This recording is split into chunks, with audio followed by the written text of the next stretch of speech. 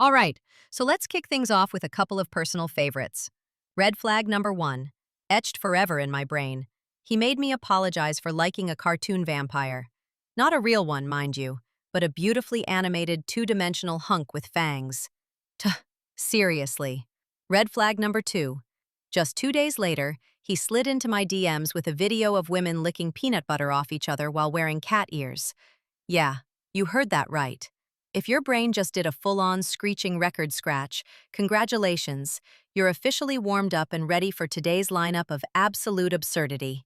We're not just walking, we're speed walking through the most baffling double standards, the most neon bright warning signs, and the most jaw-dropping tales of relationship chaos that Reddit has to offer.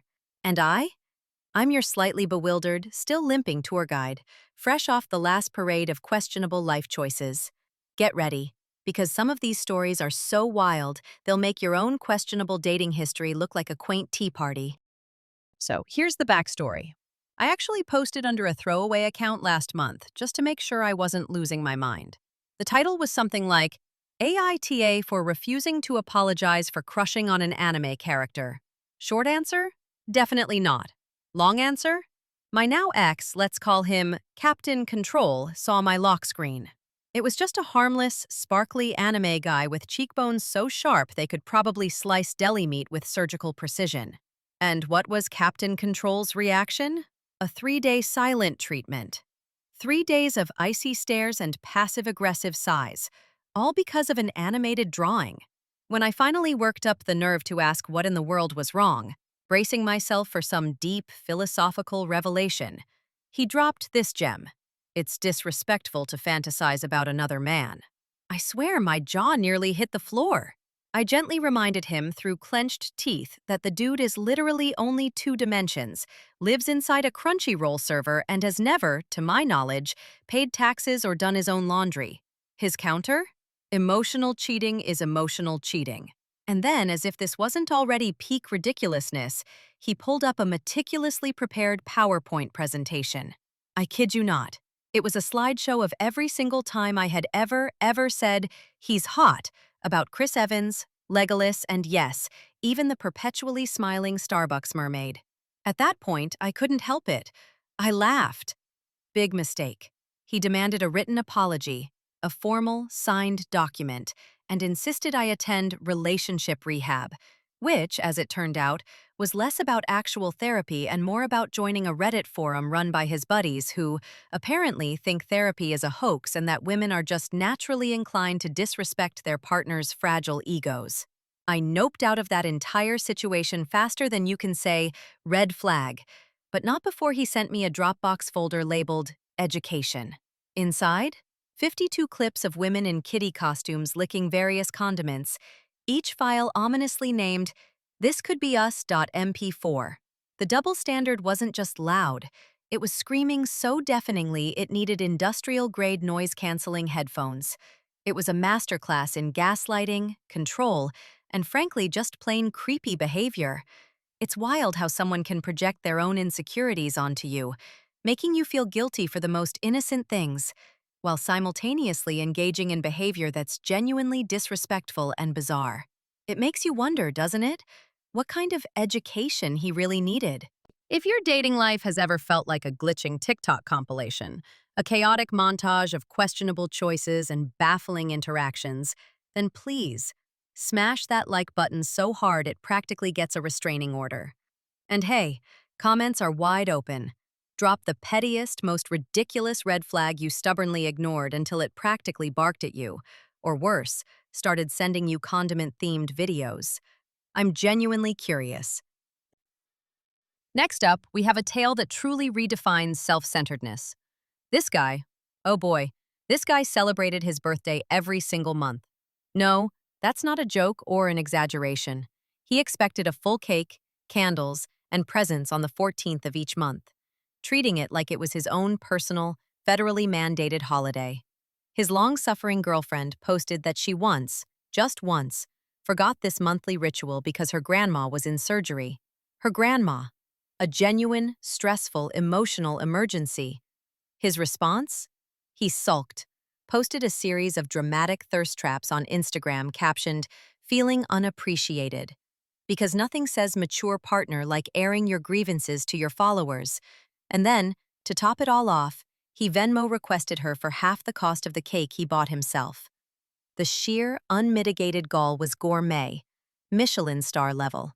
And here's the kicker. She actually paid it, then promptly bounced, and honestly, good for her. The moral of this monthly birthday saga? If your man treats calendar pages like they're levels in a video game he's perpetually trying to win, constantly demanding attention and validation, it's time to invest in a giant, flashing red exit button and use it without hesitation. This isn't just a red flag. It's a whole parade float dedicated to narcissism, entitlement, and a profound lack of understanding about what a healthy, reciprocal relationship actually looks like. Real quick, before we dive into more tales of woe and wonder, subscribe if you thoroughly enjoy secondhand rage and the therapeutic yelling it often inspires. I drop new Reddit readings, brimming with questionable decisions and even more questionable partners every single week. And just a little teaser for next time. We're tackling moms who insist on dating their son's roommate. Yeah, you heard that right. You'll definitely want to buckle up for that one. This one is short, sharp, and terrifyingly twisted. A woman made a discovery that would send shivers down anyone's spine. Her fiancé had been using her old selfies to catfish men on Discord. Let that sink in for a moment. He would take her pictures, Photoshop her face onto lingerie models, invent an entirely new persona, Sunny_Days94, and then proceed to sex strangers, all in exchange for Amazon gift cards. The betrayal, the violation of trust, the sheer creepiness of it all is almost unfathomable. When she confronted him, probably reeling from the shock and disgust, his defense was a masterpiece of twisted logic. I needed the money for our wedding. As if exploiting her image and deceiving others was a legitimate wedding planning strategy. She quite reasonably asked why he didn't just sell his Xbox, a possession that was actually his to sell. His chilling reply? But Sunny's clientele is loyal.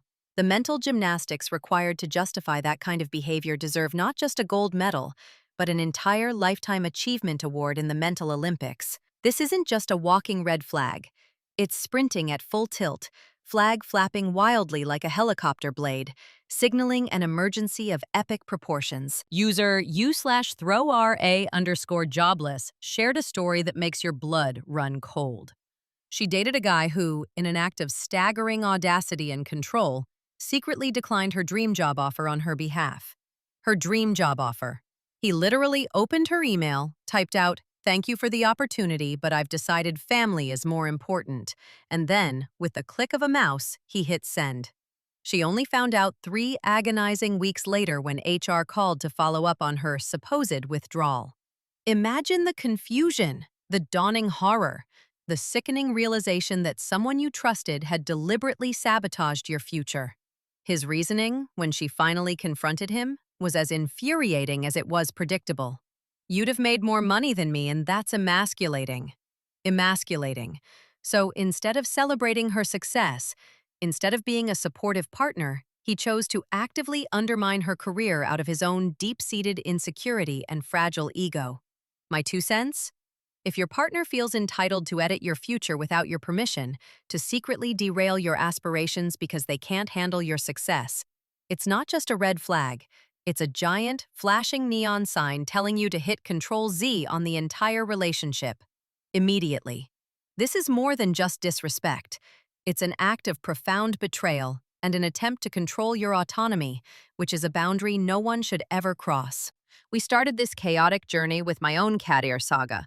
Let's bring it full circle and end with its equally baffling cousin. A guy posted that his girlfriend asked him to wear a Pikachu onesie during intimacy. Now look, people have their kinks, and that's fine, but consent and comfort are key. He, understandably, wasn't into it and politely refused. Her response? She went out and bought a custom leather tail, then passive-aggressively laid it on his pillow like a creepy hotel mint. He felt weird, uncomfortable, and frankly a little manipulated.